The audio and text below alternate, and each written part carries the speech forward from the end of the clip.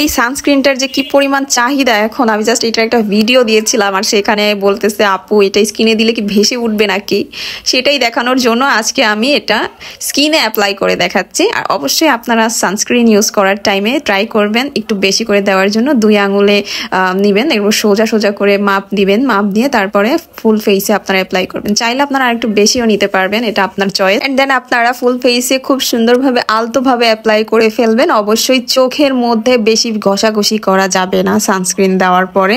সুন্দরভাবে ফুল ফেসে আপনারা অ্যাপ্লাই করে ফেলবেন। অ্যান্ড আপনারা দেখতেই পাচ্ছেন এটা কিন্তু স্কিনে দেওয়ার সাথে সাথে স্কিনের সাথে মিশে গেছে। দ্যাটস মিন এটা কোনো প্রকার হোয়াইট কাস্ট দেয় না। এটা দেওয়ার সাথে স্কিনটা কি পরিমাণ গ্লোই হয়ে যায় জাস্ট আপনারা একটু দেখেন।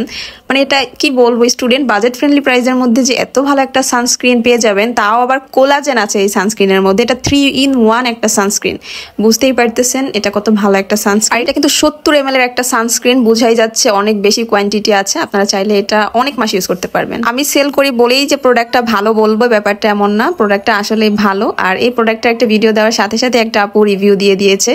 আর যেই প্রোডাক্টের ভিডিওই আমি দেই না কেন, সব আপুরাই কিন্তু আসে অনেক ভালো ভালো রিভিউ দেয়, সেটা কিন্তু আপনারা সবাই জানেন।